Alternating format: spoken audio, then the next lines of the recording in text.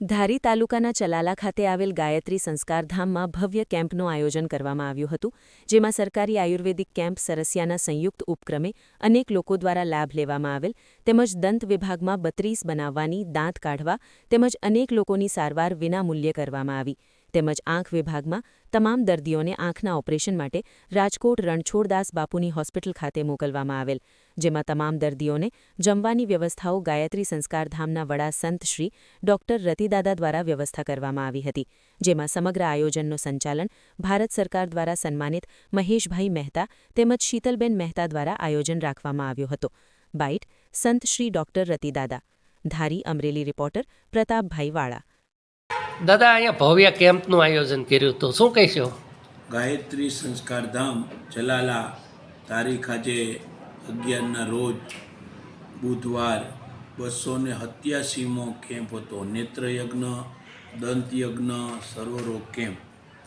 એમાં સર્વરોગની અંદર અનેક લોકોએ ડાયાબિટીસ, શ્વાસ, માથું દુખતું હોય, તાવ આવતો હોય એની દવા પણ આપવામાં આવી અને સરસ મજાની સારવાર કરવામાં આવી.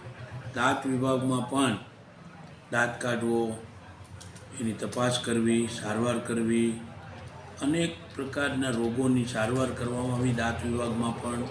સાથે સાથે નેત્રયજ્ઞની અંદર આજુબાજુના ધારી તાલુકો, અમરેલી જિલ્લો, મહુવાથી પણ દર્દીઓ આવ્યા હતા.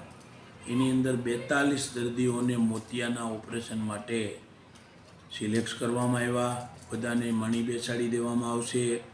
અત્યારે રણછોડદાસ બાપુ હોસ્પિટલને મોકલવામાં આવશે. શુક્રવારે સવારે પરત આવી જશે. બધું કામ છે એ વિનામૂલ્યે કરવામાં આવ્યું. આ બધા દર્દીઓના આશીર્વાદ આ સંસ્થાને મળે, આ સંસ્થા સારા સારા કાર્યો કરે, ક્યારેય અહમ ઈગો ન આવે એવી વેદ માતા ગાયત્રીને પ્રાર્થના.